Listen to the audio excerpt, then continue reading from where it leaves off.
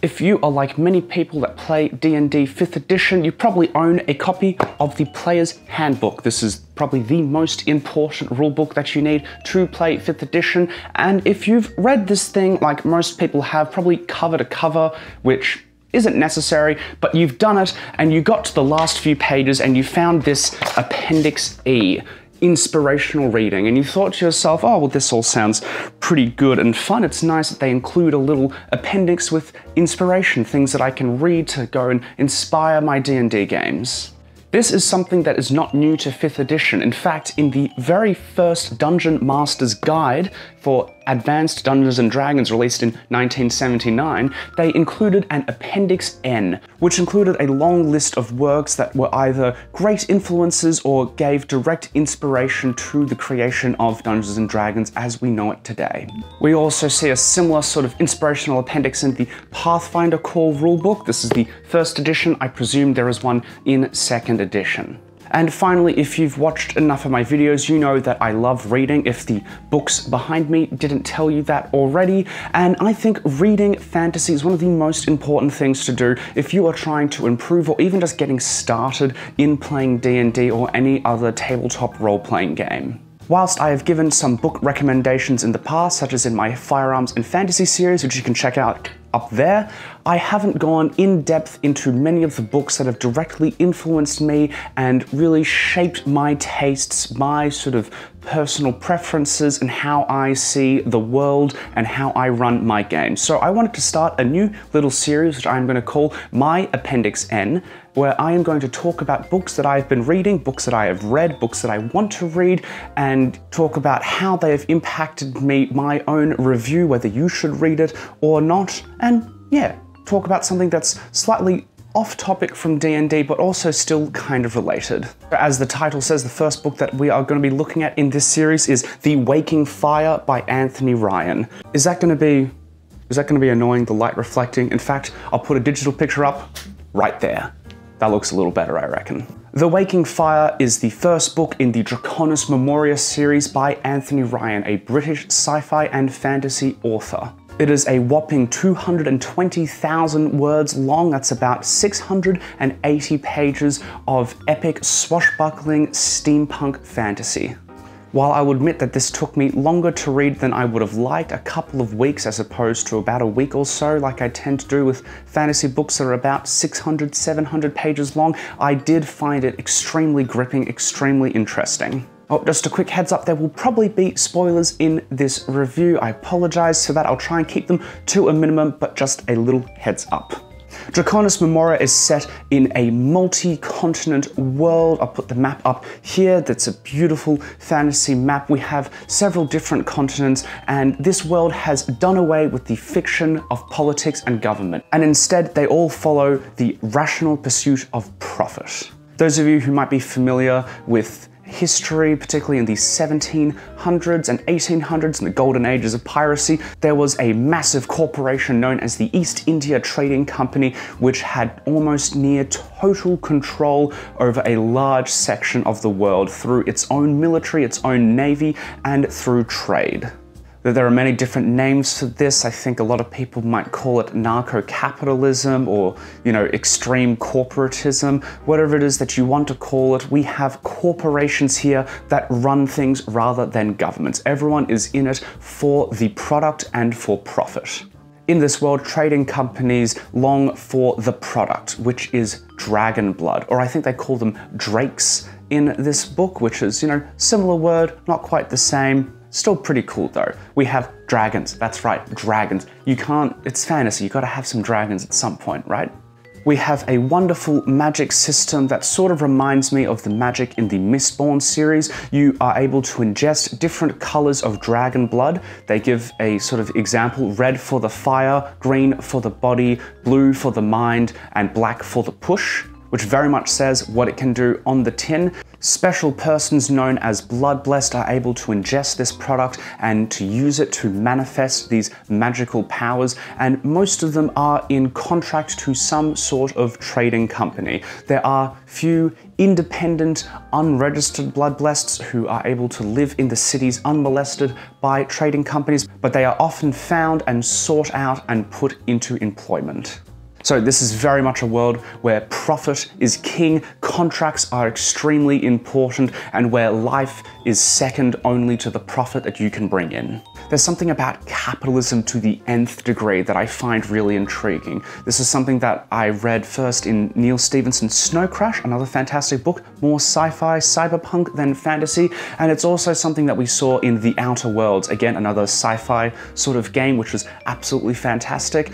But I absolutely love this inclusion of these trading companies when put in the backdrop of this sort of swashbuckling pirate world that we have. This is a world where if you're looking for Flintlock fantasy, you are getting close. It is sort of steampunk mixed with pirate industrial age. There are people that use firearms. There are still people that use swords, spears, and other sort of martial melee weapons. But there is a lot of sailing, a lot of exploration, a lot of really interesting political intrigue, a lot of moving parts and mysteries that will keep you engaged and gripped until the end of the book. And this is just the first book in the Draconis Memoria Trilogy. At the end, there are many questions left unanswered. There are many questions that are answered, which is always satisfying. We are introduced to our three main characters. We have Lisanne Lethbridge, who is our sort of Bond spy secret agent. We have Claydon Torcreek, who is an unregistered bloodblessed who ends up getting involved in a dangerous expedition. And then we have Corrick Highmore, who is the dutiful naval officer, and his perspective gives us a lot of really interesting ship-to-ship battles and shows us the perspective of someone who is fully bound to the trading company that he serves. So that's my quick little spiel about the book. Now for my thoughts. Like I said, really enjoyed this book. I thought it was really interesting. The world building was a little slower than I was used to. After finishing the Powder Mage trilogy and the Gods of Blood and Powder trilogy, which are just there. Did I get that? I did. I got it. Fantastic. That had some incredibly fast world building that really brought me into the story very quickly. And I was expecting something similar with this and realized that my expectations were probably misaligned. Draconis Memoria's scale is much larger than something like the Powder Mage trilogies, simply because there are several large continents, each with their own distinct cities, cultures, and people there. There are several different warring factions that are moving around, and there's also quite a lot of names that are being thrown at you. Something that I struggled with, and a reason why I would give it 4 stars instead of 5, is because I was really struggling personally trying to deal with the different names, especially when a lot of names were quite similar to one another. I later realized, literally as I finished reading the book, that the back few pages has a dramatis personae of all the people that appear in the book, which would have been really handy to know, maybe if it was at the start or something. I don't know. It was a really gripping read. I loved reading each of our 3 characters' perspectives. Lisanne gave us a lot of intrigue and espionage. Clay gave us quite a bit of that sort of classic pirate exploring an unknown part of the jungle and finding things that had been long forgotten. And Highmore's perspective gave us a lot of naval combat and a lot of military influence. The only issue that I had with these 3 perspectives is that Highmore's perspective seemed so disconnected from the other 2. Now, normally this wouldn't be an issue, and I don't really think it is. I understand that Anthony Ryan is trying to set up these 3 characters' fates to be intertwined, and at the end of the book they do end up being pretty intertwined. But as I was reading, I often found myself, when I was reading Highmore's passages, wondering how this was going to impact everything.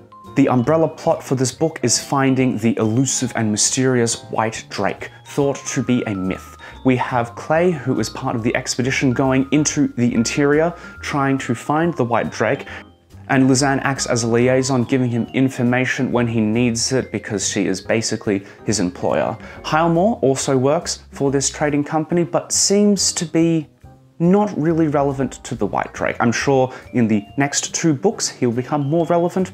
We'll see how things go. So all that being said, All that being said, I really enjoyed this book. Give it 4 stars, 4.5 stars out of 5. Really, I'm really looking forward to starting the next book and then reading the one after that. I think it's going to be really interesting to see how this develops. I would highly recommend this book to people that are looking for naval or pirate sort of swashbuckling sort of vibes in a book, something that has a lot of exploration, a lot of mystery and intrigue. This is really great for lovers of Flintlock fantasy, people that love guns merging with magic, and of course there are dragons. So if you're wanting dragons, Draconis Memoria is a fantastic place to start, in my opinion.